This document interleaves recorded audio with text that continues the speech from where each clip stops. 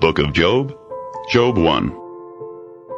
In the land of Uz there was a blameless and upright man named Job, who feared God and avoided evil. 7 sons and 3 daughters were born to him, and he had 7,000 sheep, 3,000 camels, 500 yoke of oxen, 500 she-asses, and a great number of work animals, so that he was greater than any of the men of the east.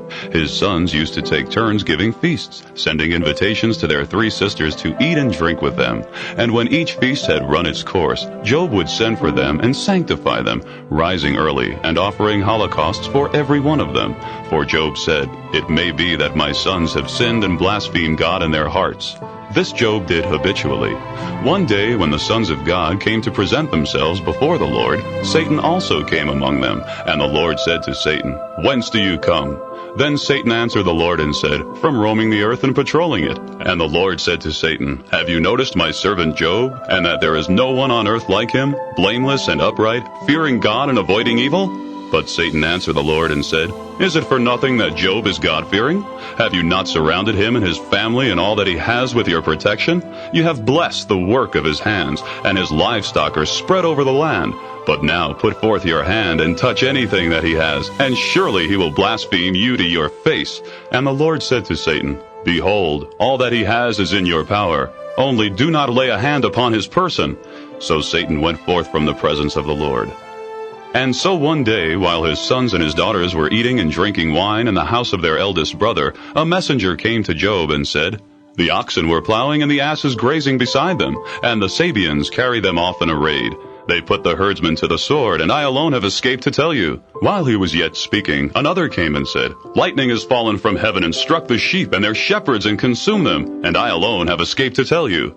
While he was yet speaking, another came and said, "The Chaldeans formed 3 columns, seized the camels, carried them off, and put those tending them to the sword, and I alone have escaped to tell you."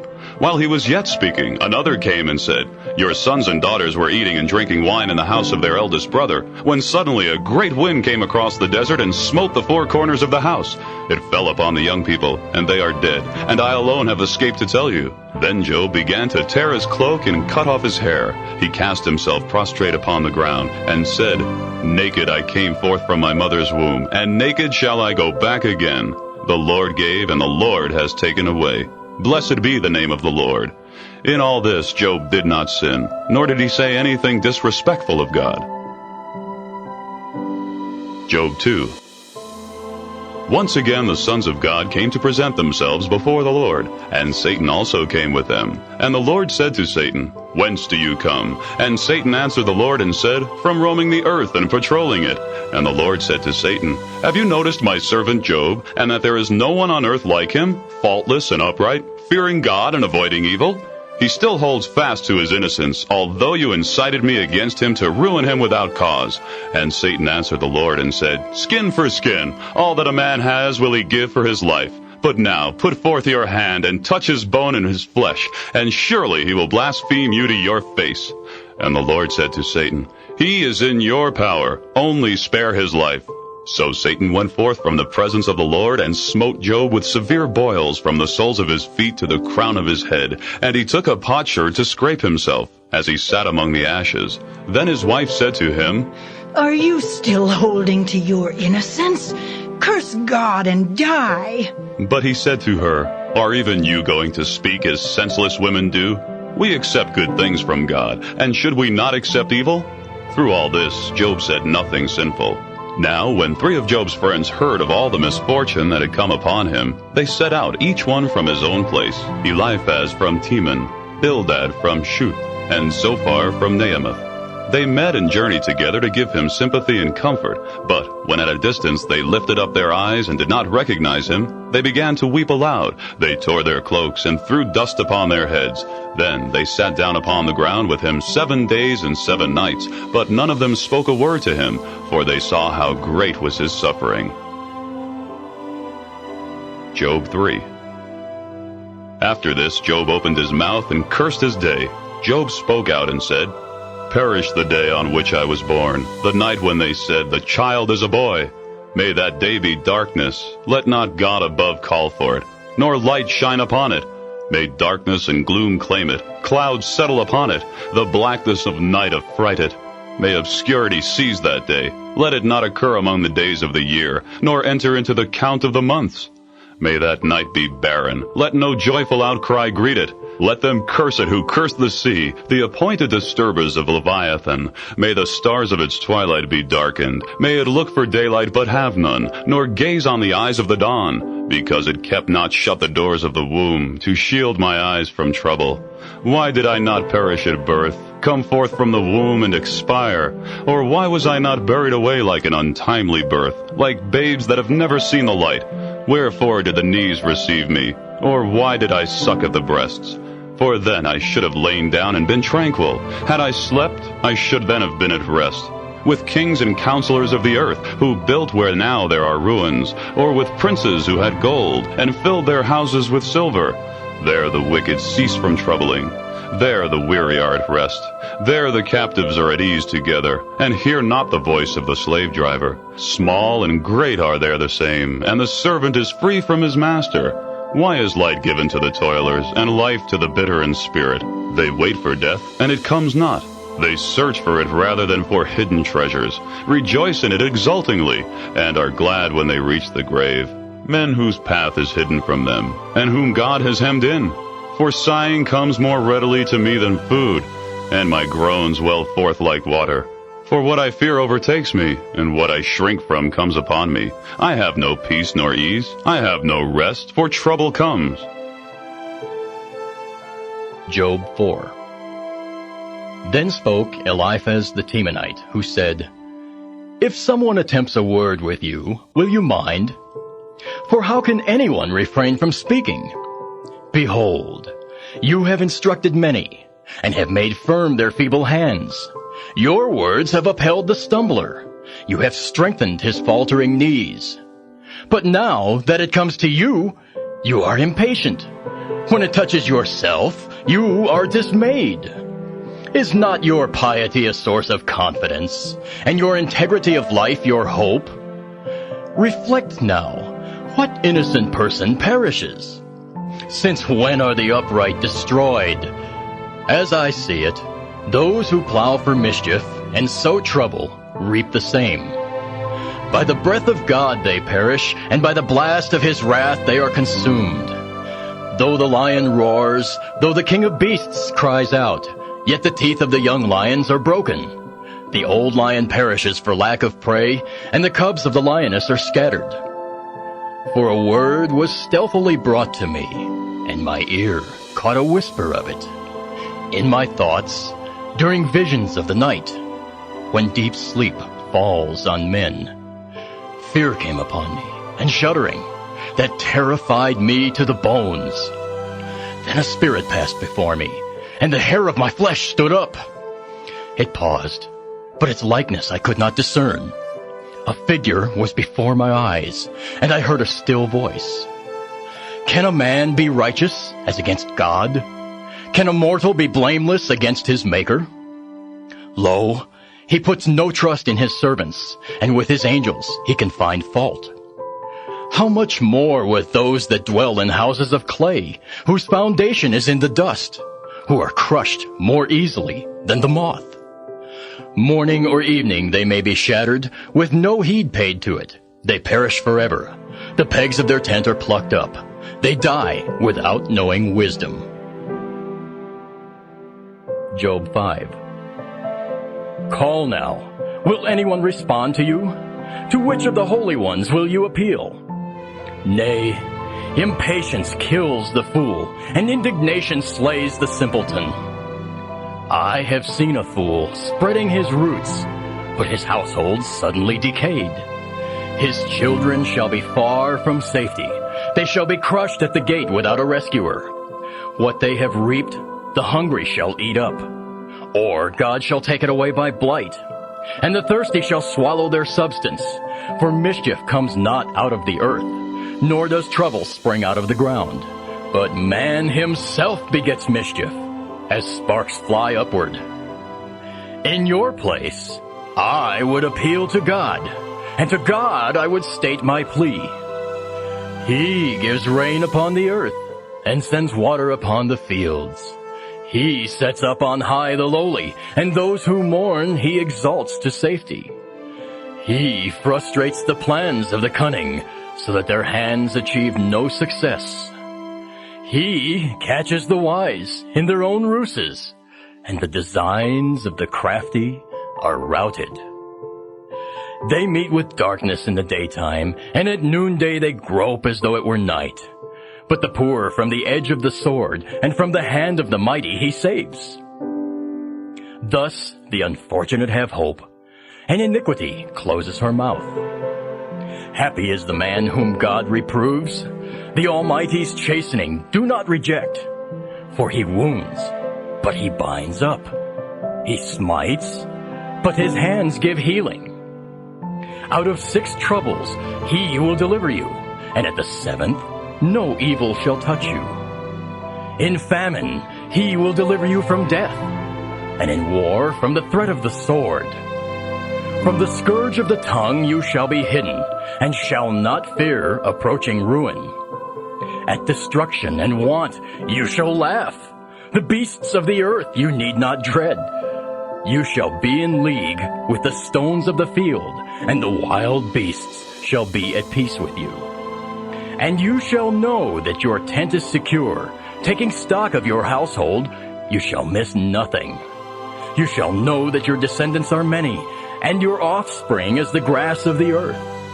You shall approach the grave in full vigor, as a shock of grain comes in at its season.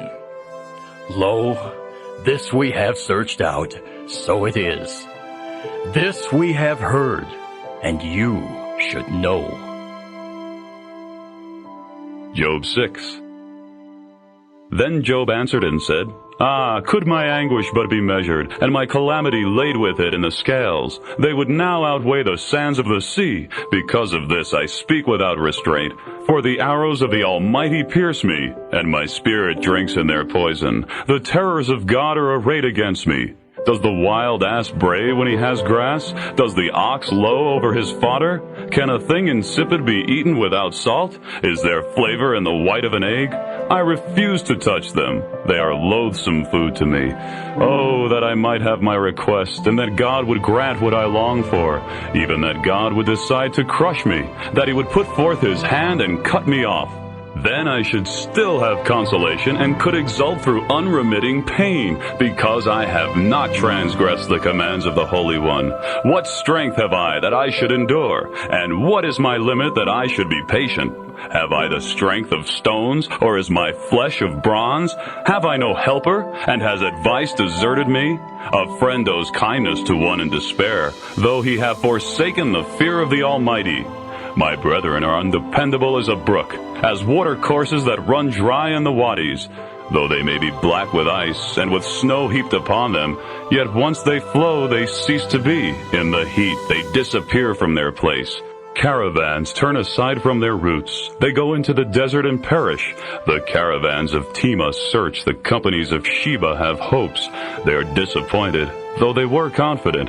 They come there and are frustrated. It is thus that you have now become for me. You see a terrifying thing and are afraid.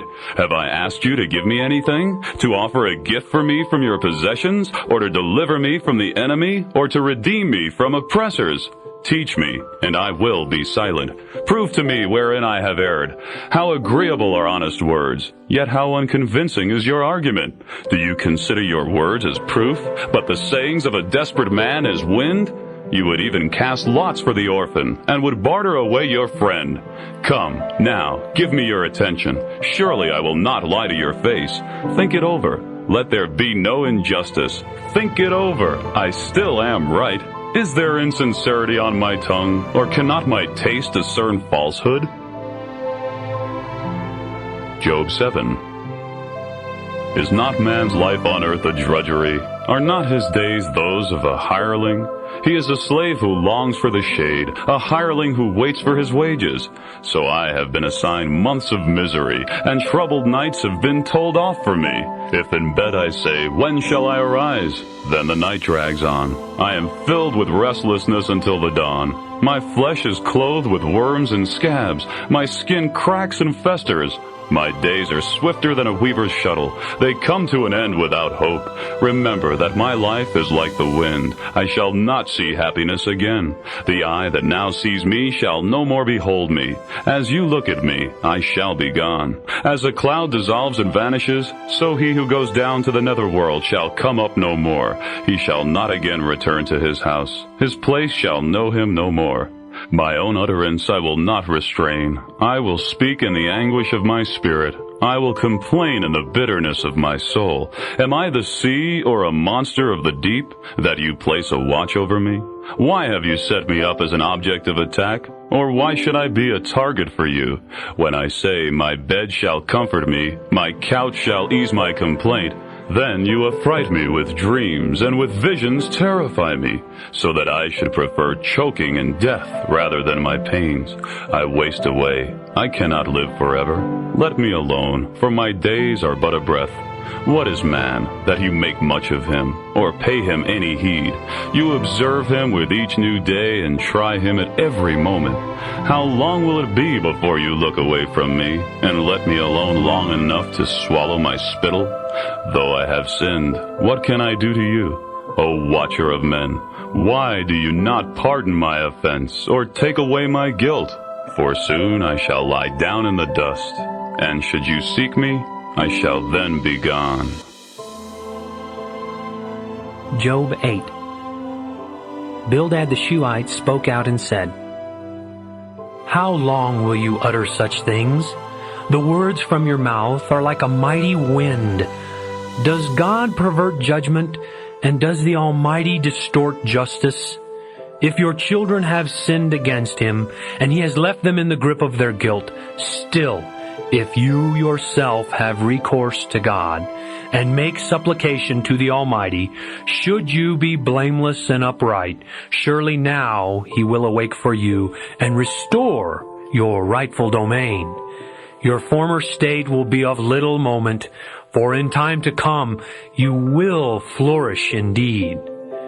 If you inquire of the former generations, and give heed to the experience of the fathers, as we are but of yesterday and have no knowledge, because our days on earth are but a shadow, will they not teach you and tell you and utter their words of understanding? Can the papyrus grow up without mire? Can the reed grass flourish without water? While it is yet green and uncut, it withers quicker than any grass. So is the end of everyone who forgets God, and so shall the hope of the godless man perish. His confidence is but a gossamer thread, and his trust is a spider's web. He shall rely upon his family, but it shall not last. He shall cling to it, but it shall not endure. He is full of sap before sunrise, and beyond his garden his shoots go forth. About a heap of stones are his roots entwined. Among the rocks he takes hold. Yet if one tears him from his place, it will disown him. I have never seen you. There he lies, rotting beside the road, and out of the soil another sprouts. Behold, God will not cast away the upright, neither will he take the hand of the wicked. Once more will he fill your mouth with laughter, and your lips with rejoicing. They that hate you shall be clothed with shame, and the tent of the wicked shall be no more. Job 9. Then Job answered and said, I know well that it is so, but how can a man be justified before God? Should one wish to contend with him? He could not answer him once in 1,000 times. God is wise in heart and mighty in strength, who has withstood him and remained unscathed. He removes the mountains before they know it. He overturns them in his anger. He shakes the earth out of its place, and the pillars beneath it tremble. He commands the sun, and it rises not. He seals up the stars. He alone stretches out the heavens and treads upon the crests of the sea. He made the Bear and Orion, the Pleiades and the constellations of the south. He does great things past finding out, marvelous things beyond reckoning. Should he come near me, I see him not. Should he pass by, I am not aware of him. Should he seize me forcibly, who can say him nay? Who can say to him, what are you doing? He is God, and he does not relent. The helpers of Rahab bow beneath him. How much less shall I give him any answer, or choose out arguments against him? Even though I were right, I could not answer him, but should rather beg for what was due me. If I appealed to him and he answered my call, I could not believe that he would hearken to my words. With a tempest he might overwhelm me, and multiply my wounds without cause. He need not suffer me to draw breath, but might fill me with bitter griefs. If it be a question of strength, he is mighty, and if of judgment, who will call him to account?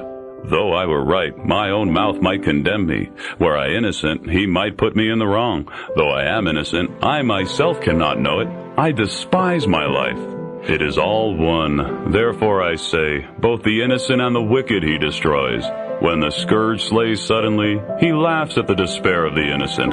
The earth is given into the hands of the wicked. He covers the faces of its judges. If it is not he, who then is it? My days are swifter than a runner. They flee away. They see no happiness. They shoot by like skiffs of reed, like an eagle swooping upon its prey. If I say, I will forget my complaining, I will lay aside my sadness and be of good cheer, then I am in dread of all my pains. I know that you will not hold me innocent. If I must be accounted guilty, why then should I strive in vain? If I should wash myself with snow and cleanse my hands with lye, yet you would plunge me in the ditch, so that my garments would abhor me. For he is not a man like myself, that I should answer him, that we should come together in judgment. Would that there were an arbiter between us, who could lay his hand upon us both, and withdraw his rod from me. Would that his terrors did not frighten me, that I might speak without being afraid of him, since this is not the case with me. Job 10. I loathe my life. I will give myself up to complaint. I will speak from the bitterness of my soul. I will say to God, do not put me in the wrong. Let me know why you oppose me. Is it a pleasure for you to oppress, to spurn the work of your hands, and smile on the plan of the wicked? Have you eyes of flesh? Do you see as man sees? Are your days as the days of a mortal? And are your years as a man's lifetime, that you seek for guilt in me and search after my sins? Even though you know that I am not wicked, and that none can deliver me out of your hand. Your hands have formed me and fashioned me. Will you then turn and destroy me? Oh, remember that you fashioned me from clay. Will you then bring me down to dust again? Did you not pour me out as milk, and thicken me like cheese? With skin and flesh you clothe me, with bones and sinews knit me together. Grace and favor you granted me, and your providence has preserved my spirit. Yet these things you have hidden in your heart. I know that they are your purpose. If I should sin, you would keep a watch against me, and from my guilt you would not absolve me. If I should be wicked, alas for me. If righteous, I dare not hold up my head, filled with ignominy and sodden with affliction. Should it lift up, you hunt me like a lion. Repeatedly you show your wondrous power against me. You renew your attack upon me and multiply your harassment of me. In waves your troops come against me. Why then did you bring me forth from the womb? I should have died, and no eye have seen me. I should be as though I had never lived. I should have been taken from the womb to the grave. Are not the days of my life few? Let me alone, that I may recover a little, before I go whence I shall not return, to the land of darkness and of gloom, the black, disordered land where darkness is the only light. Job 11. And Zophar the Naamathite spoke out and said, Should not the man of many words be answered? Or must the garrulous man necessarily be right? Shall your babblings keep men silent? And shall you deride and no one give rebuke?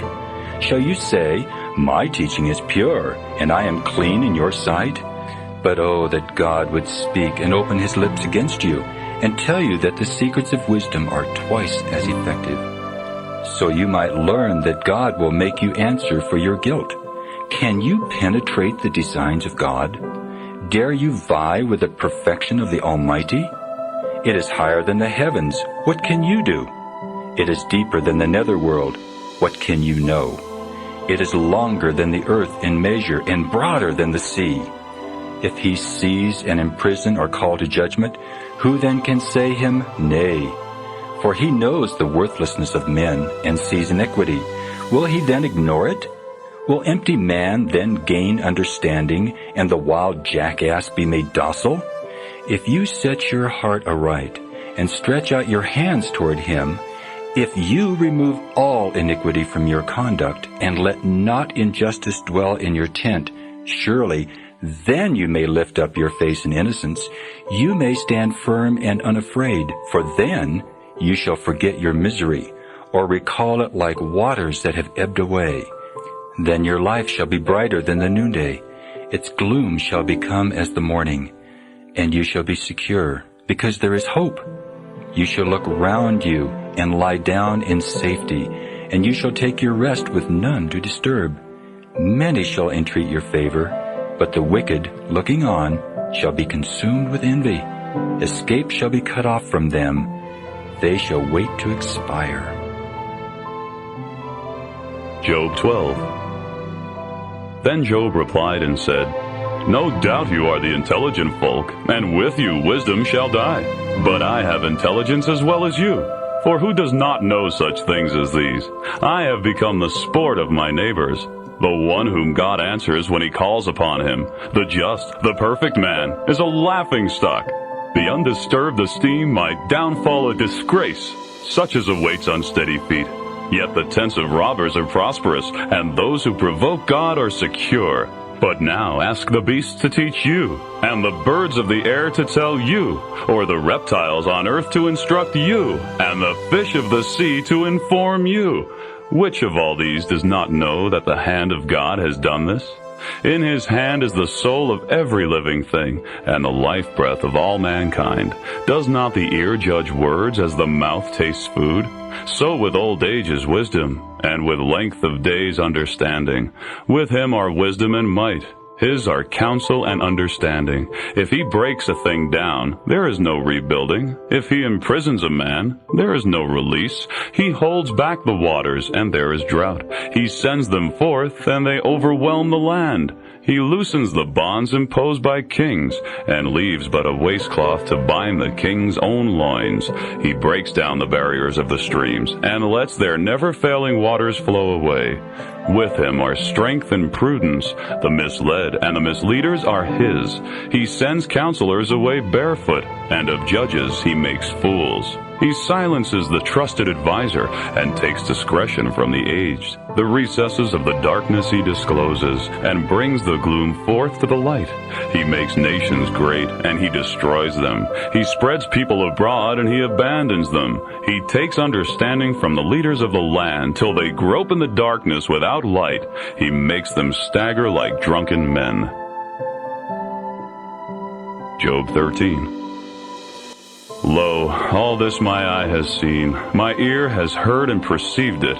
What you know, I also know. I fall not short of you, but I would speak with the Almighty. I wish to reason with God. You are glossing over falsehoods and offering vain remedies, every one of you. Oh, that you would be altogether silent. This for you would be wisdom. Hear now the rebuke I shall utter, and listen to the reproof from my lips. Is it for God that you speak falsehood? Is it for him that you utter deceit? Is it for him that you show partiality? Do you play advocate on behalf of God? Will it be well when he shall search you out? Would you impose on him as one does on men? He will openly rebuke you if even in secret you show partiality. Surely will his majesty affright you, and the dread of him fall upon you. Your reminders are ashy maxims, your fabrications are mounds of clay. Be silent, let me alone, that I may speak, and give vent to my feelings. I will carry my flesh between my teeth, and take my life in my hand. Slay me though he might, I will wait for him. I will defend my conduct before him, and this shall be my salvation, that no impious man can come into his presence. Pay careful heed to my speech, and give my statement a hearing. Behold, I have prepared my case. I know that I am in the right. If anyone can make a case against me, then I shall be silent and die. These things only do not use against me.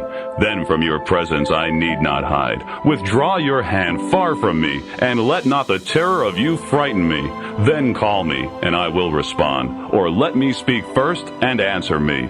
What are my faults and my sins? My misdeeds and my sins make known to me. Why do you hide your face and consider me your enemy? Will you harass a wind-driven leaf or pursue a withered straw?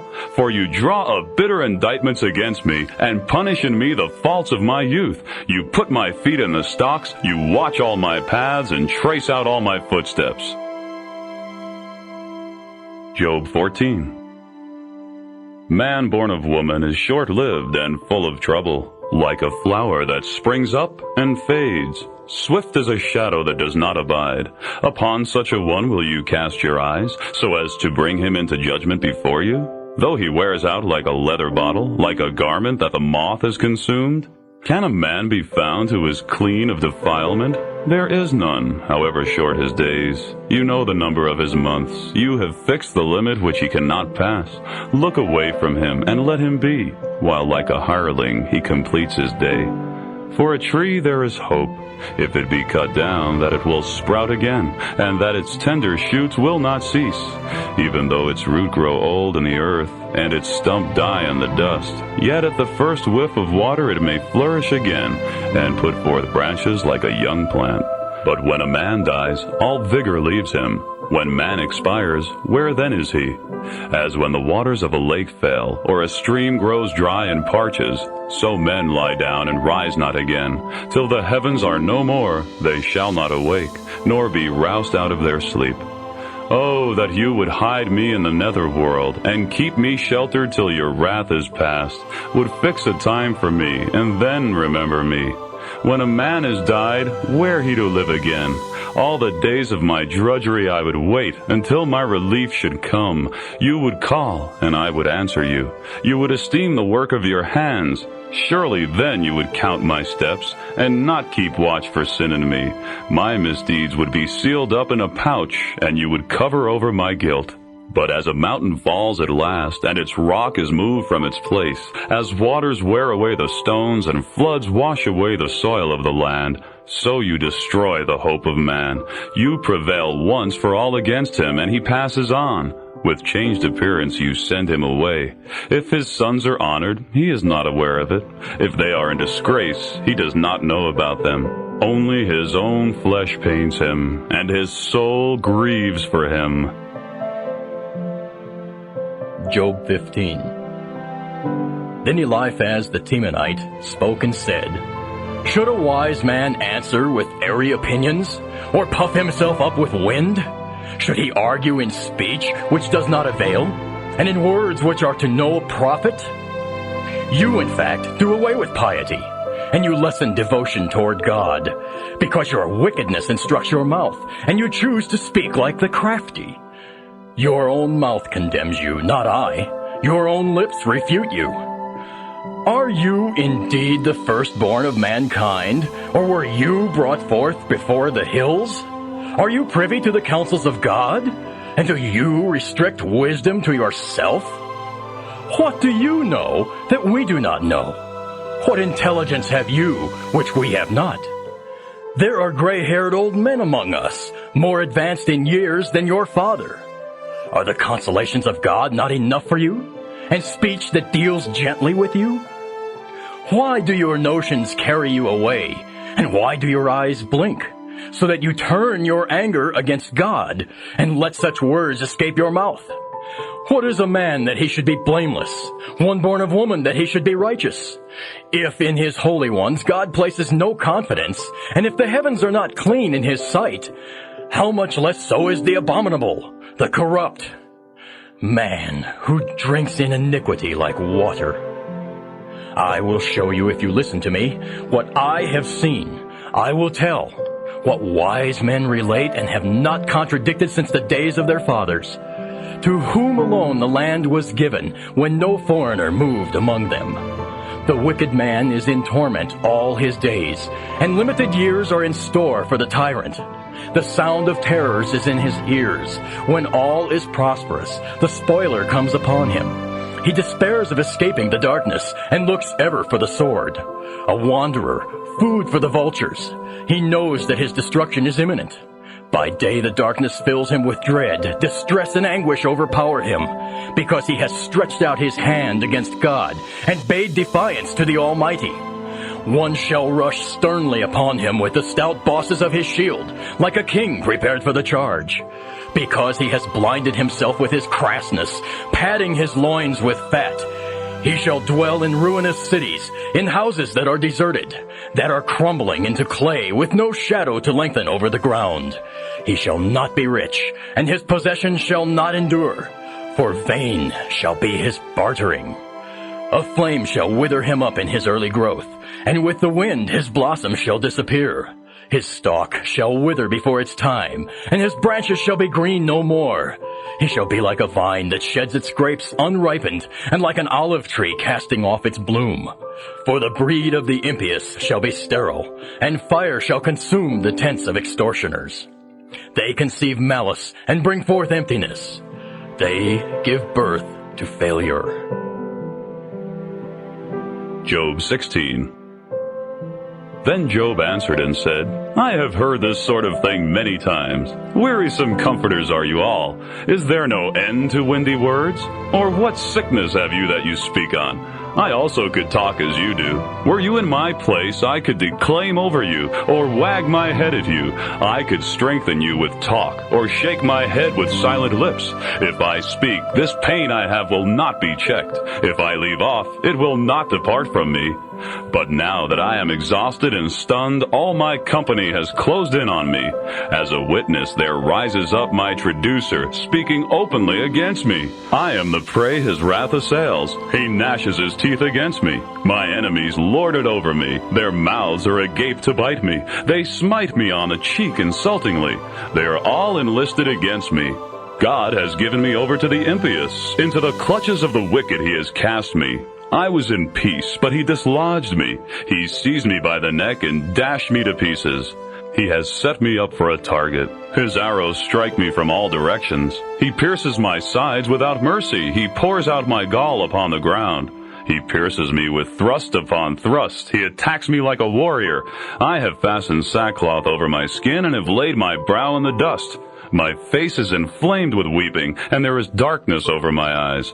Although my hands are free from violence, and my prayer is sincere, O earth, cover not my blood, nor let my outcry come to rest. Even now, behold, my witness is in heaven, and my spokesman is on high. My friends it is who wrong me. Before God my eyes drop tears, that he may do justice for a mortal in his presence, and decide between a man and his neighbor. For my years are numbered now, and I am on a journey from which I shall not return. Job 17. My spirit is broken, my lamp of life extinguished, my burial is at hand. I am indeed mocked, and as their provocation mounts, my eyes grow dim. Grant me one to offer you a pledge on my behalf. Who is there that will give surety from me? You darken their minds to knowledge, therefore they do not understand. My lot is described as evil, and I am made a byword of the people. Their object lesson I have become. My eye has grown blind with anguish, and all my frame is shrunken to a shadow. Upright men are astonished at this, and the innocent are roused against the wicked. Yet the righteous shall hold to his way, and he who has clean hands increase in strength. But turn now, and come on again, for I shall not find a wise man among you. My days are passed away, my plans are at an end, the cherished purposes of my heart. Such men change the night into day. Where there is darkness, they talk of approaching light. If I look for the netherworld as my dwelling, if I spread my couch in the darkness, if I must call corruption my father, and the maggot my mother, and my sister, where then is my hope, and my prosperity? Who shall see? Will they descend with me into the netherworld? Shall we go down together into the dust? Job 18. Then Bildad the Shuhite replied and said, "When will you put an end to words? Reflect, and then we can have discussion. Why are we accounted like the beasts, their equals in your sight? You who tear yourself in your anger, shall the earth be neglected on your account, or the rock be moved out of its place?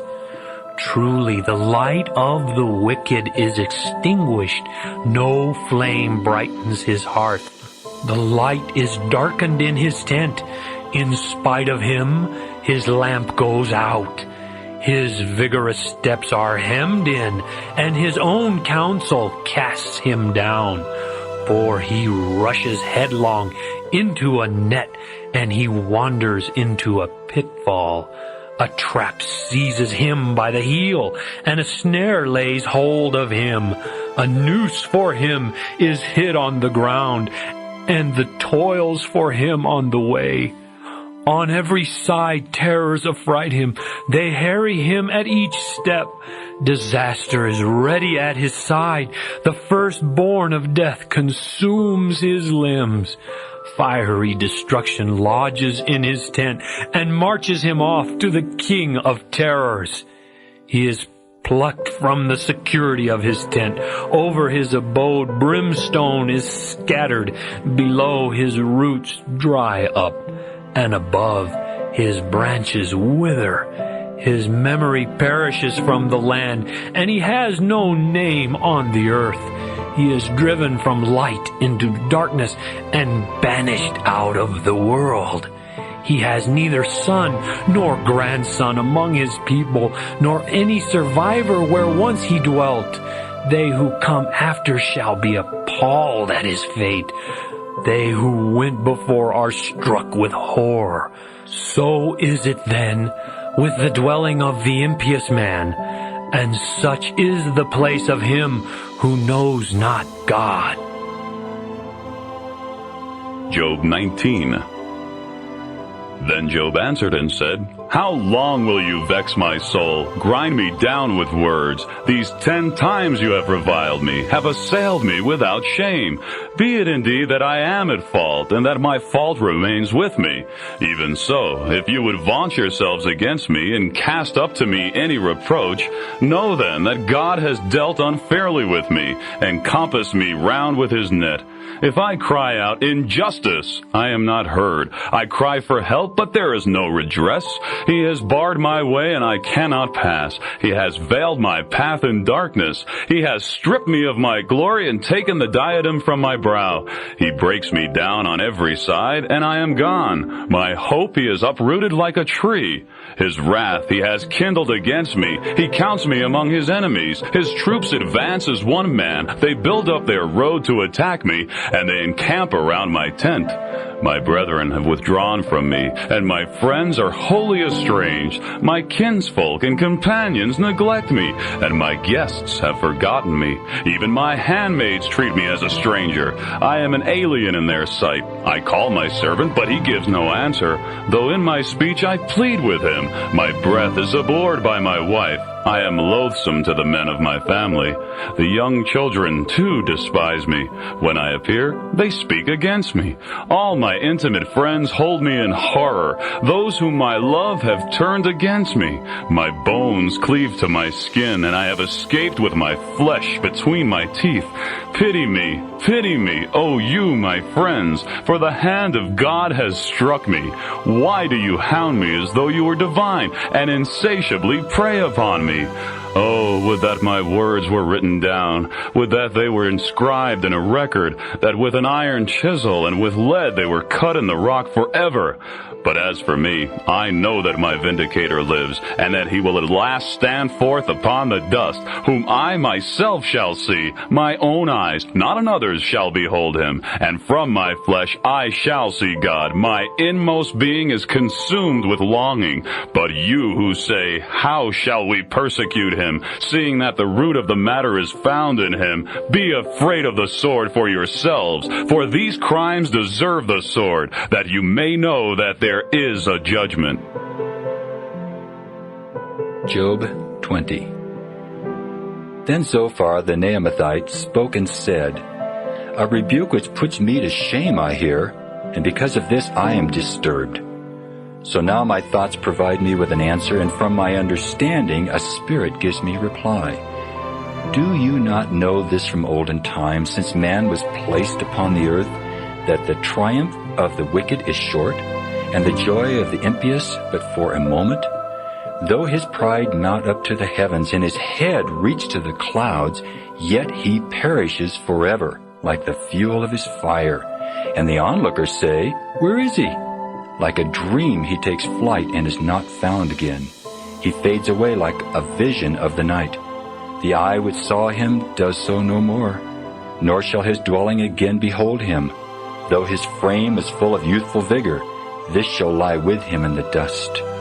Though wickedness is sweet in his mouth, and he hides it under his tongue, though he retains it and will not let it go, but keeps it still within his mouth, yet in his stomach the food shall turn.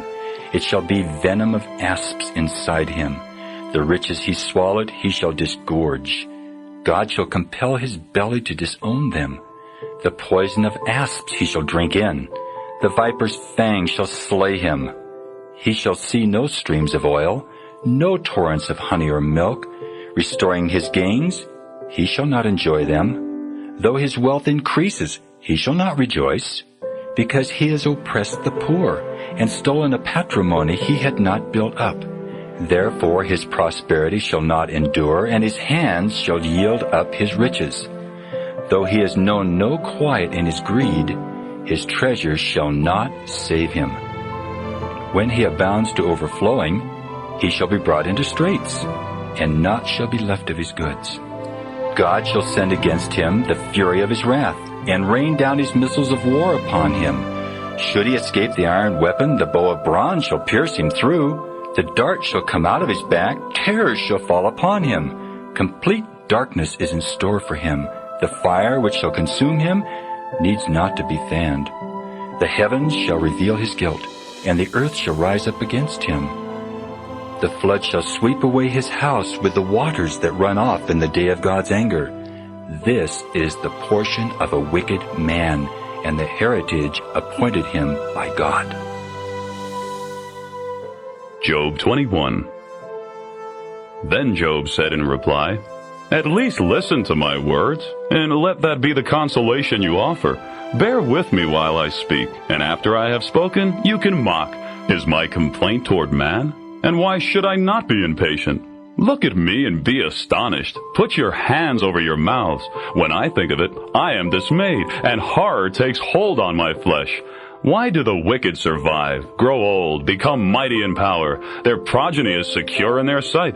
They see before them their kinsfolk and their offspring. Their homes are safe and without fear, nor is the scourge of God upon them. Their bulls gender without fail. Their cows calve and do not miscarry. These folk have infants numerous as lambs, and their children dance. They sing to the timbrel and harp, and make merry to the sound of the flute.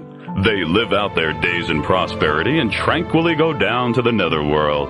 Yet they say to God, Depart from us, for we have no wish to learn your ways. What is the Almighty that we should serve him? And what gain shall we have if we pray to him? If their happiness is not in their own hands, and if the counsel of the wicked is repulsive to God, how often is the lamp of the wicked put out? How often does destruction come upon them, the portion he allots in his anger? Let them be like straw before the wind, and like chaff which the storm snatches away. May God not store up the man's misery for his children. Let him requite the man himself, so that he feels it. Let his own eyes see the calamity, and the wrath of the Almighty let him drink.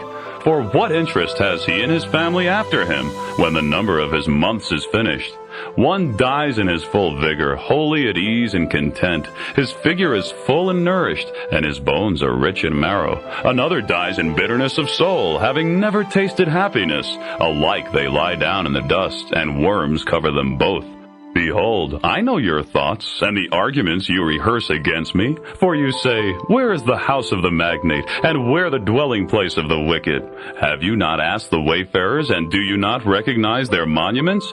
Nay, the evil man is spared calamity when it comes, and on the day he is carried to the grave. Who will charge him with his conduct to his face? And for what he has done, who will repay him? Sweet to him are the clods of the valley, and over him the funeral mound keeps watch, while all the line of mankind follows him, and the countless others who have gone before. How then can you offer me vain comfort, while in your answers perfidy remains? Job 22. Then Eliphaz the Temanite answered and said, Can a man be profitable to God? Though to himself a wise man be profitable. Can anyone teach God knowledge, seeing that he judges those on high? Is it of advantage to the Almighty if you are just? Or is it a gain to him if you make your ways perfect? Is it because of your piety that he reproves you, that he enters with you into judgment? Is not your wickedness manifold? Are not your iniquities endless? You have unjustly kept your kinsmen's goods in pawn, left them stripped naked of their clothing. To the thirsty you have given no water to drink, and from the hungry you have withheld bread, as if the land belonged to the man of might, and only the privileged were to dwell in it. You have sent widows away empty-handed, and the resources of orphans you have destroyed. Therefore snares are round about you, and a sudden terror causes you dismay, or darkness in which you cannot see. A deluge of waters covers you. Does not God, in the heights of the heavens, behold the stars, high though they are? Yet you say, What does God know? Can he judge through the thick darkness? Clouds hide him so that he cannot see. He walks upon the vault of the heavens. Do you indeed keep to the ancient way, trodden by worthless men, who were snatched away before their time, whose foundations a flood swept away?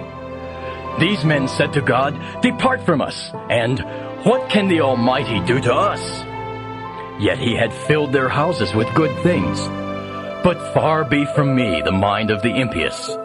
The just look on and are gladdened, and the innocent deride them. Truly these have been destroyed where they stood, and such as were left, fire has consumed. Come to terms with him to be at peace. In this shall good come to you. Receive instruction from his mouth, and lay up his words in your heart. If you return to the Almighty, you will be restored. If you put iniquity far from your tent, and treat raw gold like dust, and the fine gold of Ophir as pebbles from the brook, then the Almighty himself shall be your gold, and your sparkling silver.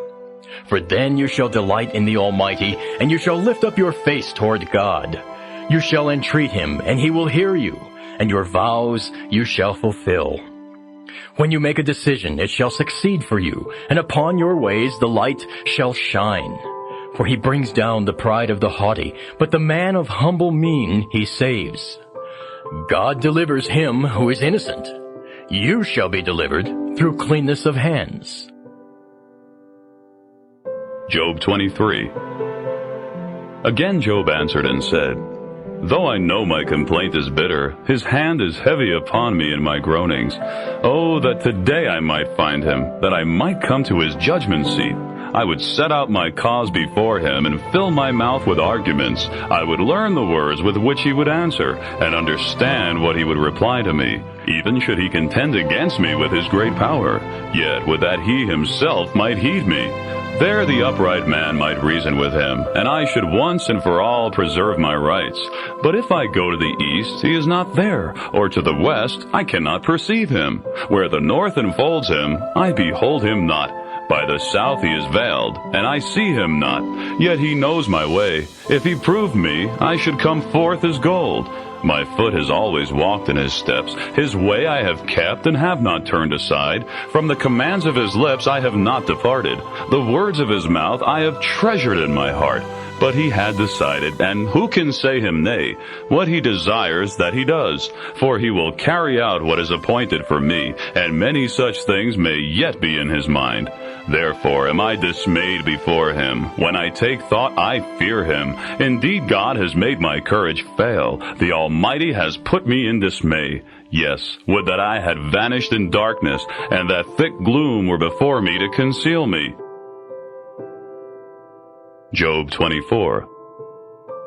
Why are not times set by the Almighty? And why do his friends not see his days? The wicked remove landmarks. They steal away herds and pasture them. The asses of orphans they drive away. They take the widow's ox for a pledge. They force the needy off the road. All the poor of the land are driven into hiding. Like wild asses in the desert, these go forth to their task of seeking food. The steppe provides food for the young among them. They harvest at night in the untilled land. They pass the night naked without clothing, for they have no covering against the cold. They are drenched with the rain of the mountains, and for want of shelter they cling to the rock. Between the rows they press out the oil. They glean in the vineyard of the wicked. They tread the wine presses, yet suffer thirst. And famished are those who carry the sheaves. From the dust the dying groan, and the souls of the wounded cry out. Yet God does not treat it as unseemly. There are those who are rebels against the light. They know not its ways. They abide not in its paths. When there is no light, the murderer rises to kill the poor and needy. The eye of the adulterer watches for the twilight. He says, no eye will see me. In the night the thief roams about, and he puts a mask over his face. In the dark he breaks into houses. By day they shut themselves in. None of them know the light, for daylight they regard as darkness. Their portion in the land is accursed, and wickedness is splintered like wood. To him who rises without assurance of his life, he gives safety and support. He sustains the mighty by his strength, and his eyes are on their ways. They are exalted for a while, and then they are gone. They are laid low, and like all others are gathered up. Like ears of grain they shrivel. If this be not so, who will confute me, and reduce my argument to naught? Job 25. Then Bildad the Shuhite answered and said, Dominion and awesomeness are his, who brings about harmony in his heavens. Is there any numbering of his troops? Yet to which of them does not his light extend? How can a man be just in God's sight? Or how can any woman's child be innocent? Behold, even the moon is not bright, and the stars are not clear in his sight. How much less man, who is but a maggot, the son of man, who is only a worm. Job 26.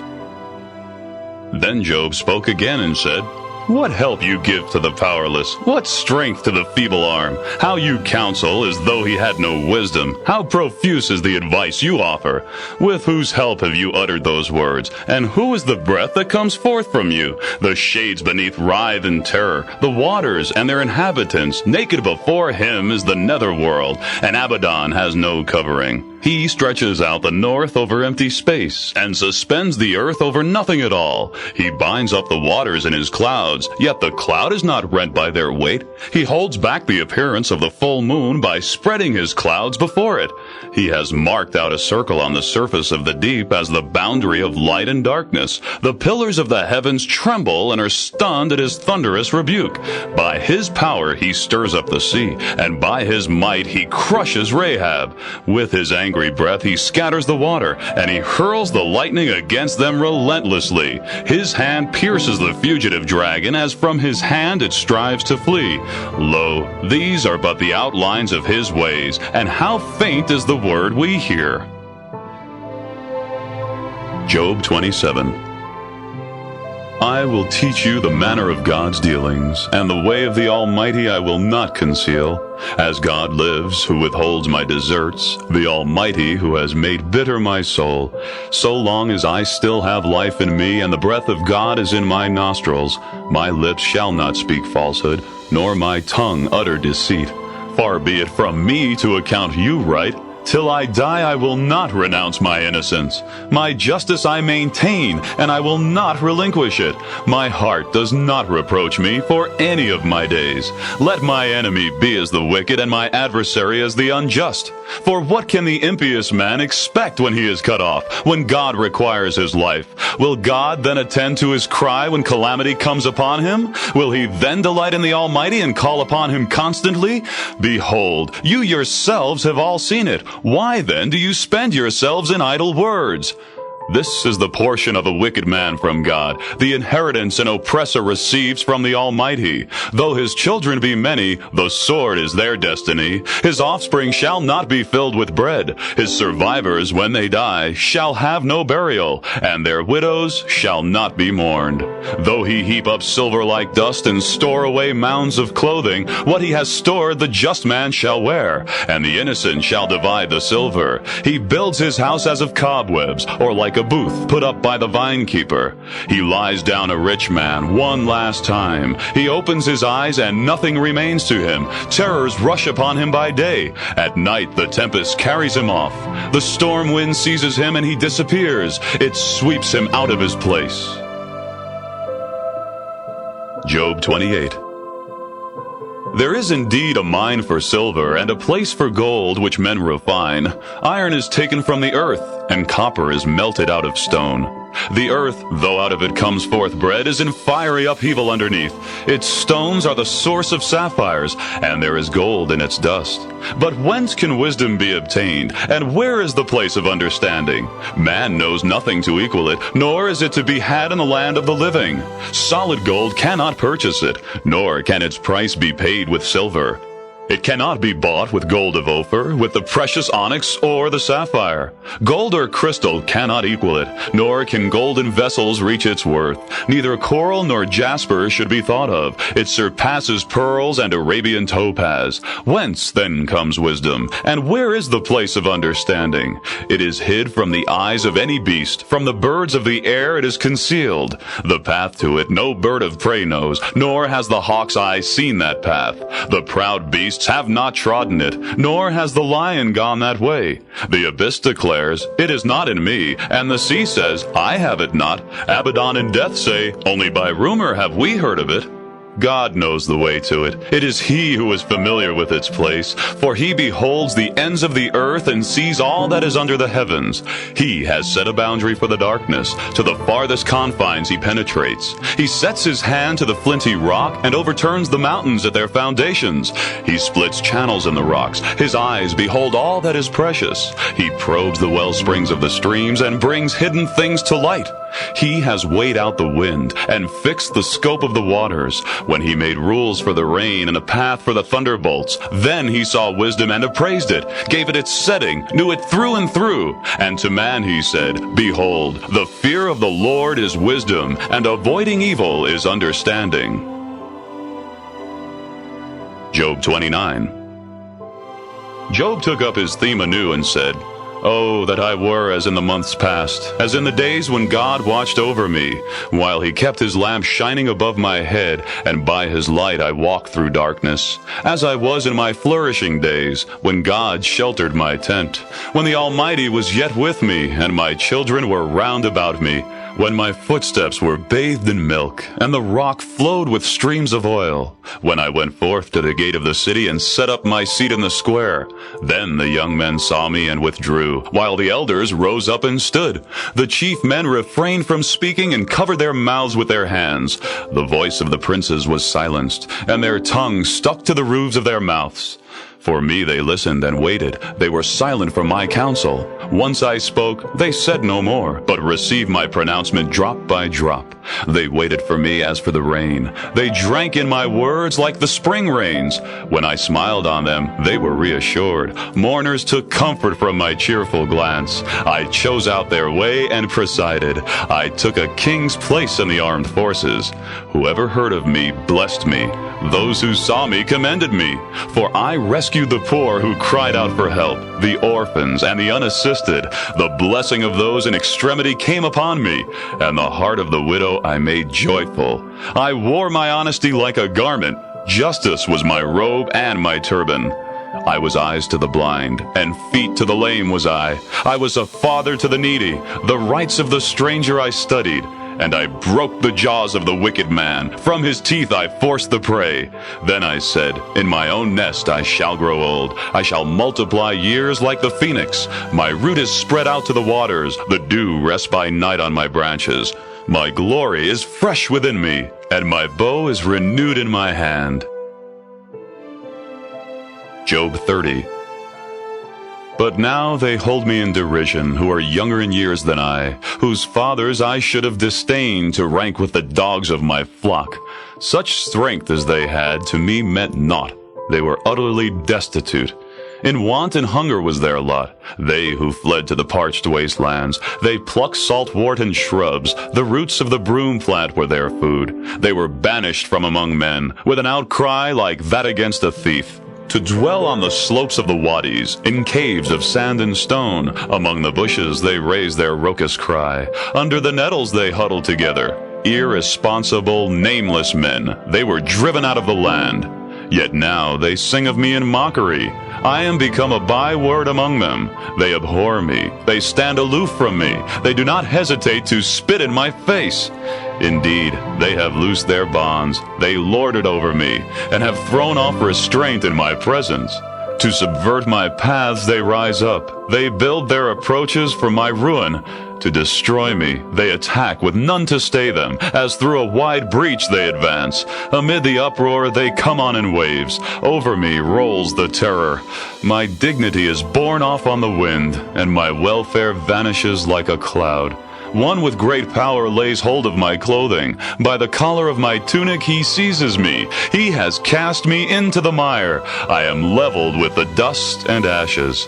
I cry to you, but you do not answer me. You stand off and look at me. Then you turn upon me without mercy, and with your strong hand you buffet me. You raise me up and drive me before the wind. I am tossed about by the tempest. Indeed, I know you will turn me back in death to the destined place of everyone alive. Yet should not a hand be held out to help a wretched man in his calamity? Or have I not wept for the hardships of others? Was not my soul grieved for the destitute? Yet when I looked for good, then evil came. When I expected light, then came darkness. My soul ebbs away from me. Days of affliction have overtaken me. My frame takes no rest by night. My inward parts seethe and will not be stilled. I go about in gloom, without the sun. I rise up in public to voice my grief. I have become the brother of jackals, companion to the ostrich. My blackened skin falls away from me. The heat scorches my very frame. My harp is turned to mourning, and my reed pipe to sounds of weeping. Job 31. But what is man's lot from God above, his inheritance from the Almighty on high? Is it not calamity for the unrighteous, and woe for evildoers? Does he not see my ways and number all my steps? Let God weigh me in the scales of justice. Thus will he know my innocence. If I have walked in falsehood, and my foot has hastened to deceit, if my steps have turned out of the way, and my heart has followed my eyes, or any stain clings to my hands, then may I sow, but another eat of it, or may my planting be rooted up.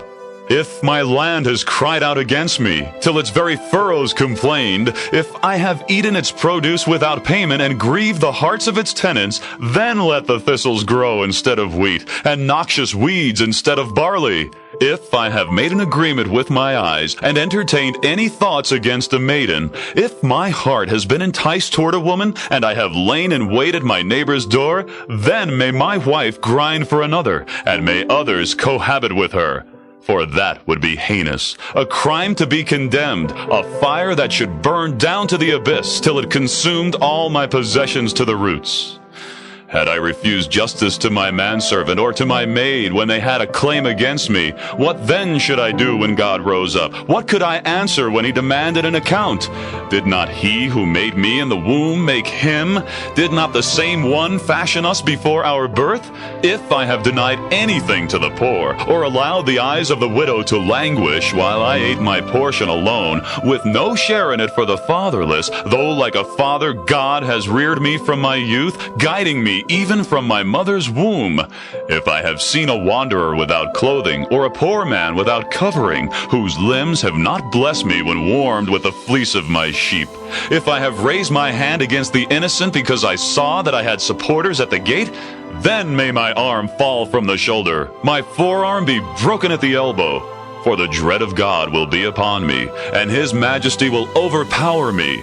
Had I put my trust in gold, or called fine gold my security, or had I rejoiced that my wealth was great, or that my hand had acquired abundance, had I looked upon the sun as it shone, or the moon in the splendor of its progress, and had my heart been secretly enticed to waft them a kiss with my hand, this too would be a crime for condemnation, for I should have denied God above. Had I rejoiced at the destruction of my enemy, or exulted when evil fell upon him, even though I had not suffered my mouth to sin by uttering a curse against his life, had not the men of my tent exclaimed, "Who has not been fed with his meat?" Because no stranger lodged in the street, but I opened my door to wayfarers. Had I, out of human weakness, hidden my sins and buried my guilt in my bosom because I feared the noisy multitude and the scorn of the tribes terrified me, then I should have remained silent and not come out of doors. Oh, that I had one to hear my case, and that my accuser would write out his indictment. Surely I should wear it on my shoulder or put it on me like a diadem. Of all my steps I should give him an account. Like a prince I should present myself before him. This is my final plea. Let the Almighty answer me. The words of Job are ended. Job 32. Then the three men ceased to answer Job, because he was righteous in his own eyes.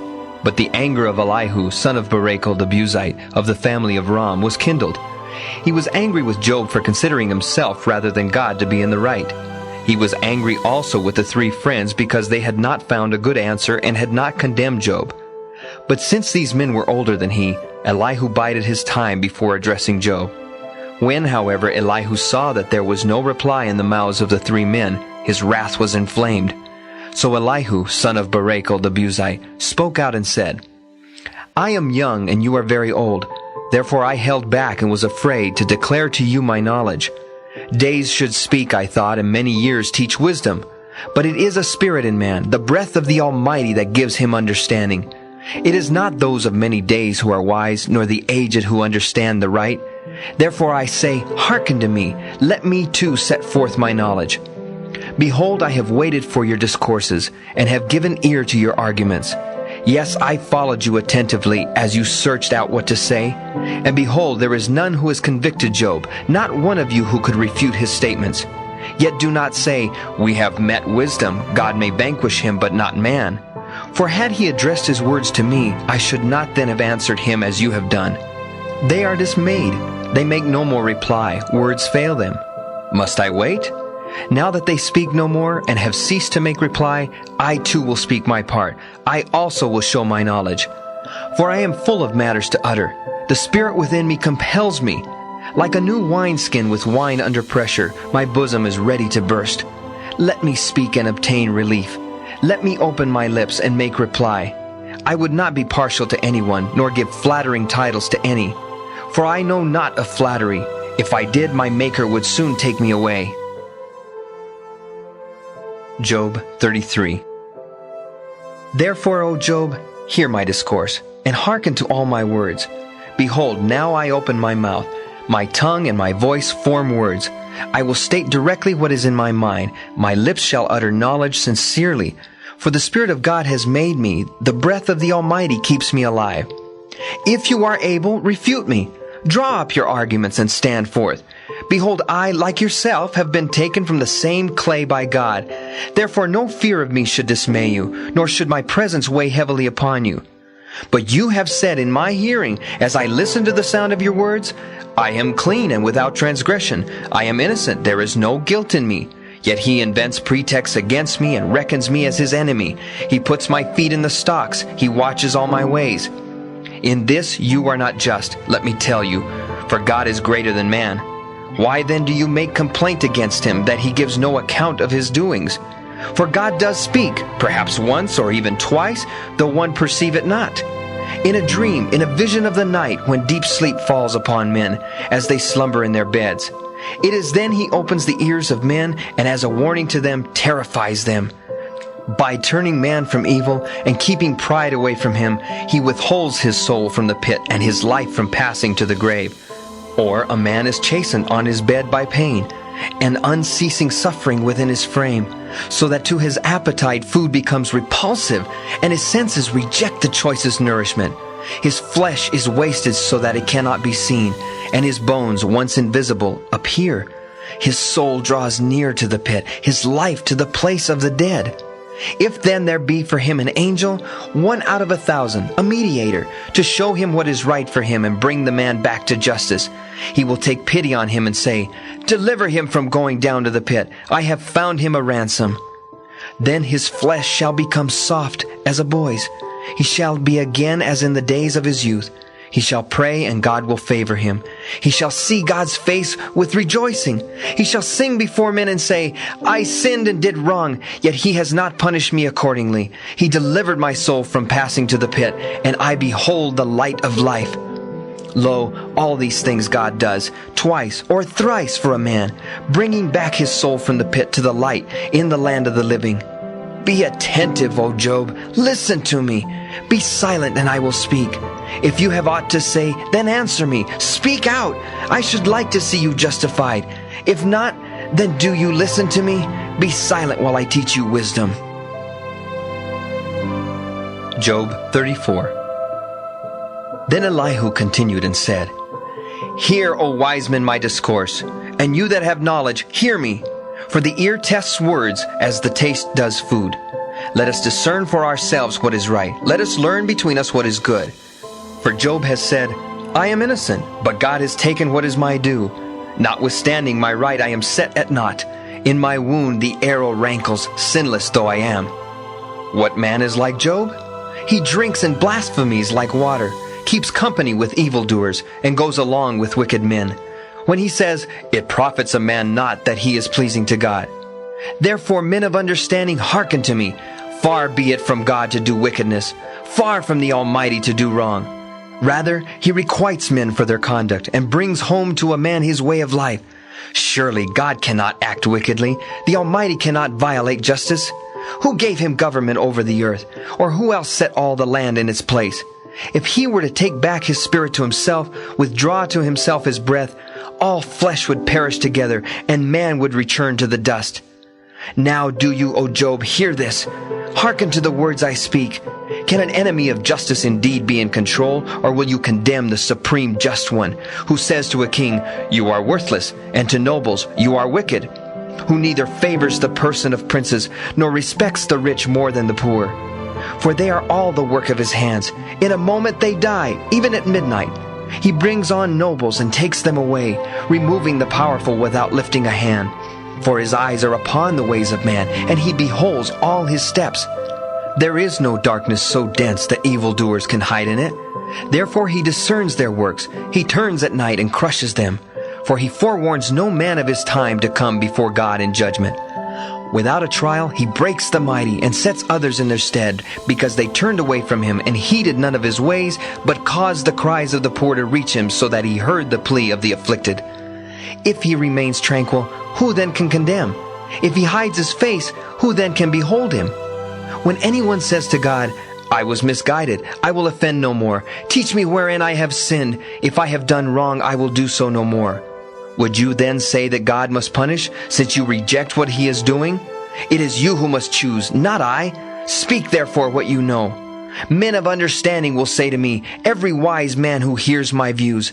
Job speaks without intelligence, and his words are without sense.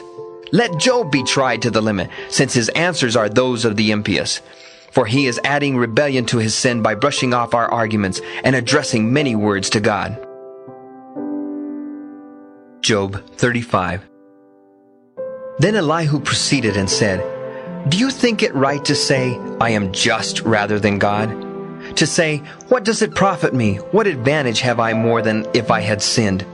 I have words for reply to you and your 3 companions as well. Look up to the skies and behold, regard the heavens high above you. If you sin, what injury do you do to God? Even if your offenses are many, how do you hurt him? If you are righteous, what do you give him? Or what does he receive from your hand? Your wickedness can affect only a man like yourself, and your justice only a fellow human being. In great oppression men cry out. They call for help because of the power of the mighty, saying, "Where is God, my Maker, who has given visions in the night, taught us rather than the beasts of the earth, and made us wise rather than the birds of the heavens?" Though thus they cry out, he answers not against the pride of the wicked. But it is idle to say God does not hear, or that the Almighty does not take notice. Even though you say that you see him not, the case is before him. With trembling should you wait upon him. But now that you have done otherwise, God's anger punishes. Nor does he show concern that a man will die. Yet Job to no purpose opens his mouth, and without knowledge multiplies words. Job 36. Elihu proceeded further and said, "Wait yet a little, and I will instruct you, for there are still words to be said on God's behalf. I will bring my knowledge from afar, and to my Maker I will accord the right. For indeed my theme cannot fail me, the one perfect in knowledge I set before you.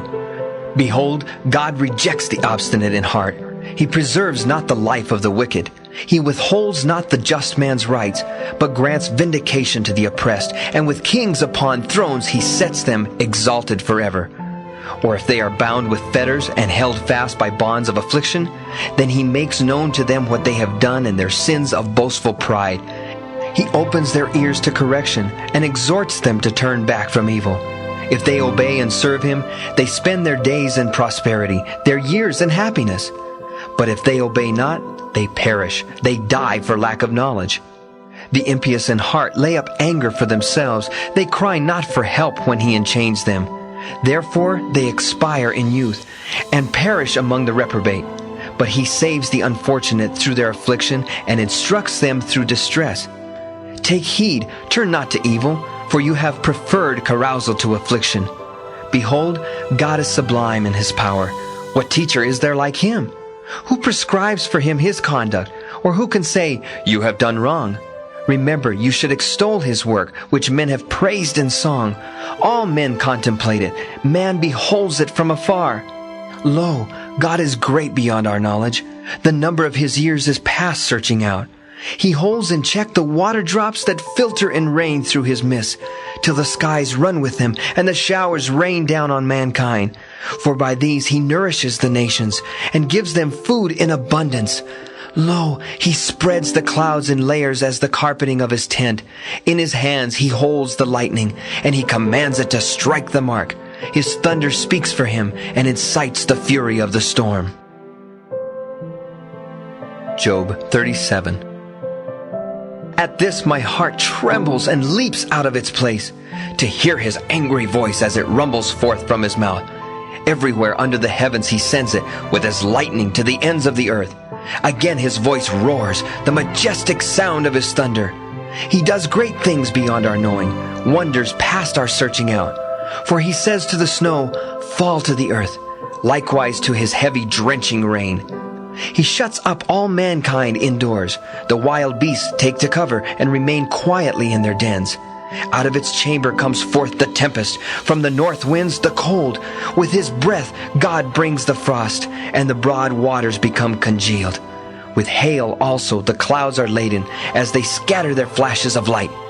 He it is who changes their rounds according to his plans, in their task upon the surface of the earth, whether for punishment or mercy, as he commands. Hearken to this, O Job. Stand and consider the wondrous works of God. Do you know how God lays his commands upon them, and makes the light shine forth from his clouds? Do you know how the clouds are banked, the wondrous work of him who is perfect in knowledge? You, whom the streams of water fail when a calm from the south comes over the land. Do you spread out with him the firmament of the skies, hard as a brazen mirror? Teach us then what we shall say to him. We cannot for the darkness make our plea. Will he be told about it when I speak, or when a man says he is being destroyed? Nay, rather, it is as the light which men see not, while it is obscured among the clouds, till the wind comes by and sweeps the clouds away. From the north the splendor comes, surrounding God's awesome majesty. The Almighty, we cannot discover him, preeminent in power and judgment. His great justice owes no one an accounting. Therefore men revere him, though none can see him, however wise their hearts. Job 38. Then the Lord addressed Job out of the storm and said, Who is this that obscures divine plans with words of ignorance? Gird up your loins now like a man. I will question you, and you tell me the answers. Where were you when I founded the earth? Tell me, if you have understanding. Who determined its size? Do you know? Who stretched out the measuring line for it? Into what were its pedestals sunk, and who laid the cornerstone? While the morning stars sang in chorus, and all the sons of God shouted for joy. And who shut within doors the sea, when it burst forth from the womb? When I made the clouds its garment, and thick darkness its swaddling bands? When I set limits for it, and fastened the bar of its door, and said, Thus far shall you come, but no farther, and here shall your proud waves be stilled. Have you ever in your lifetime commanded the morning, and shown the dawn its place for taking hold of the ends of the earth, till the wicked are shaken from its surface? The earth is changed as is clay by the seal, and dyed as though it were a garment. But from the wicked the light is withheld, and the arm of pride is shattered. Have you entered into the sources of the sea, or walked about in the depths of the abyss? Have the gates of death been shown to you, or have you seen the gates of darkness? Have you comprehended the breadth of the earth? Tell me, if you know all, which is the way to the dwelling place of light, and where is the abode of darkness, that you may take them to their boundaries and set them on their homeward paths. You know, because you were born before them, and the number of your years is great. Have you entered the storehouse of the snow, and seen the treasury of the hail, which I have reserved for times of stress, for the days of war and of battle? Which way to the parting of the winds, whence the east wind spreads over the earth? Who has laid out a channel for the downpour, and for the thunderstorm a path, to bring rain to no man's land, the unpeopled wilderness, to enrich the waste and desolate ground till the desert blooms with verdure? Has the rain a father? Or who has begotten the drops of dew? Out of whose womb comes the ice? And who gives the hoarfrost its birth in the skies? When the waters lie covered as though with stone that holds captive the surface of the deep? Have you fitted a curb to the Pleiades, or loosened the bonds of Orion? Can you bring forth the Mazzaroth in their season, or guide the bear with its train? Do you know the ordinances of the heavens? Can you put into effect their plan on the earth? Can you raise your voice among the clouds, or veil yourself in the waters of the storm? Can you send forth the lightnings on their way? Or will they say to you, Here we are? Who counts the clouds in his wisdom? Or who tilts the water jars of heaven, so that the dust of earth is fused into a mass, and its clods made solid? Do you hunt the prey for the lioness, or appease the hunger of her cubs, while they crouch in their dens, or lie in wait in the thicket? Who puts wisdom in the heart, and gives the cock its understanding? Who provides nourishment for the ravens when their young ones cry out to God, and they rove abroad without food? Job 39. Do you know about the birth of the mountain goats? Watch for the birth pangs of the hinds. Number the months that they must fulfill, and fix the time of their bringing forth. They crouch down and bear their young. They deliver their progeny in the desert. When their offspring thrive and grow, they leave and do not return. Who has given the wild ass his freedom, and who has loosed him from bonds? I have made the wilderness his home, and the salt flats his dwelling. He scoffs at the uproar of the city, and hears no shouts of a driver. He ranges the mountains for pasture, and seeks out every patch of green. Will the wild ox consent to serve you, and to pass the nights by your manger? Will a rope bind him in the furrow, and will he harrow the valleys after you? Will you trust him for his great strength, and leave to him the fruits of your toil? Can you rely on him to thresh out your grain, and gather in the yield of your threshing floor? The wings of the ostrich beat idly. Her plumage is lacking in pinions. When she leaves her eggs on the ground and deposits them in the sand, unmindful that a foot may crush them, that the wild beasts may trample them, she cruelly disowns her young, and ruthlessly makes naught of her brood. For God has withheld wisdom from her, and has given her no share in understanding. Yet in her swiftness of foot she makes sport of the horse and his rider. Do you give the horse his strength and endow his neck with splendor? Do you make the steed to quiver while his thunderous snorting spreads terror? He jubilantly paws the plain and rushes in his might against the weapons. He laughs at fear and cannot be deterred. He turns not back from the sword. Around him rattles the quiver, flashes the spear and the javelin. Frenzied and trembling, he devours the ground. He holds not back at the sound of the trumpet, but at each blast he cries, "Aha!" Even from afar he scents the battle, the roar of the chiefs and the shouting. Is it by your discernment that the hawk soars, that he spreads his wings toward the south? Does the eagle fly up at your command to build his nest aloft? On the cliff he dwells and spends the night, on the spur of the cliff or the fortress. From thence he watches for his prey. His eyes behold it afar off. His young ones greedily drink blood. Where the slain are, there is he. Job 40. The Lord then said to Job, Will we have arguing with the Almighty by the critic? Let him who would correct God give answer. Then Job answered the Lord and said, Behold, I am of little account. What can I answer you? I put my hand over my mouth. Though I have spoken once, I will not do so again. Though twice, I will do so no more. Then the Lord addressed Job out of the storm and said, Gird up your loins now like a man. I will question you, and you tell me the answers. Would you refuse to acknowledge my right? Would you condemn me that you may be justified? Have you an arm like that of God? Or can you thunder with a voice like his?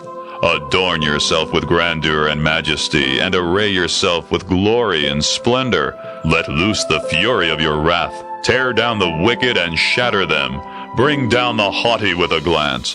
Bury them in the dust together. In the hidden world imprison them. Then will I too acknowledge that your own right hand can save you. See, besides you I made Behemoth, that feeds on grass like an ox. Behold the strength in his loins, and his vigor in the sinews of his belly. He carries his tail like a cedar. The sinews of his thighs are like cables. His bones are like tubes of bronze. His frame is like iron rods. He came at the beginning of God's ways, and was made the taskmaster of his fellows. For the produce of the mountains is brought to him, and of all wild animals he makes sport.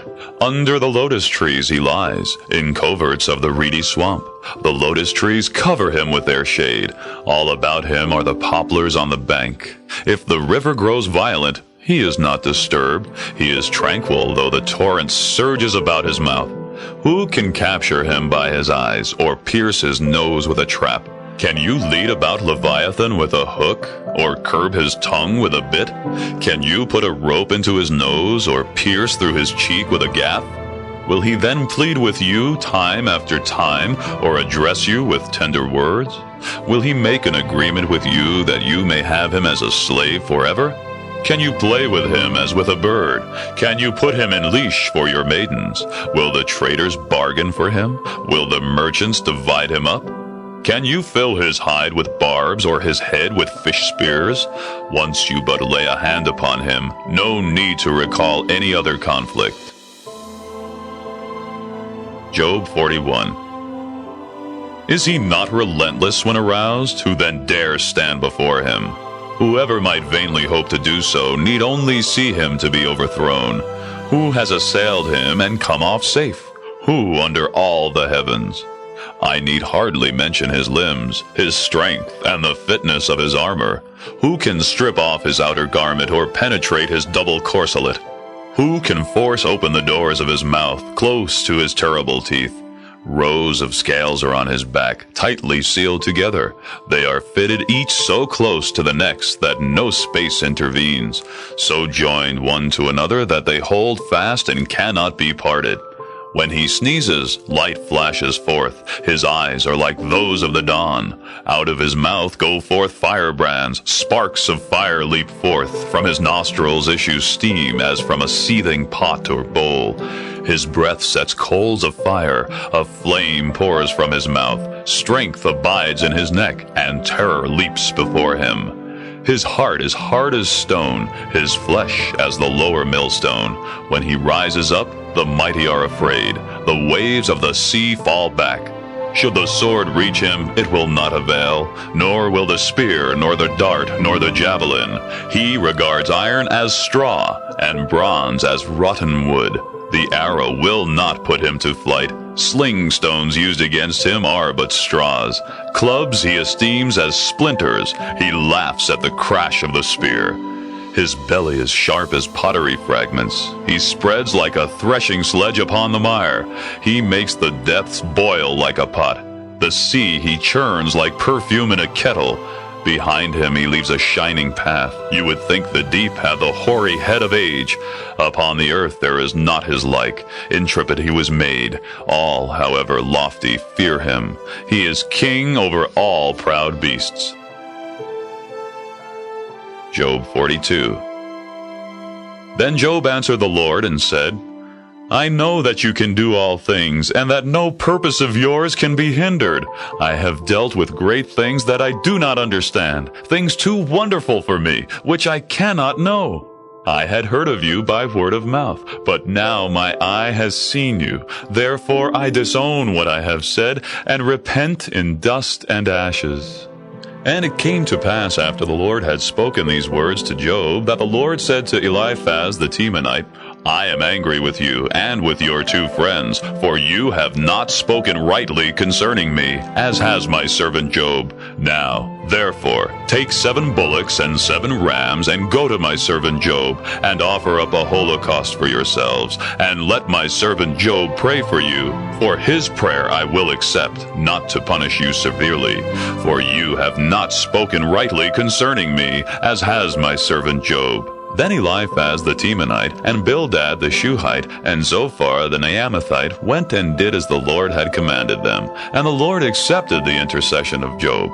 Also, the Lord restored the prosperity of Job. After he had prayed for his friends, the Lord even gave to Job twice as much as he had before. Then all his brethren and his sisters came to him, and all his former acquaintances, and they dined with him in his house. They condoled with him and comforted him for all the evil which the Lord had brought upon him, and each one gave him a piece of money and a gold ring. Thus the Lord blessed the latter days of Job more than his earlier ones, for he had 14,000 sheep, 6,000 camels, 1,000 yoke of oxen, and 1,000 she-asses. And he had 7 sons and 3 daughters, of whom he called the first Jemimah, the second Keziah, and the third Keren-happuch. In all the land no other women were as beautiful as the daughters of Job, and their father gave them an inheritance among their brethren. After this, Job lived 140 years, and he saw his children, his grandchildren, and even his great-grandchildren. Then Job died, old and full of years.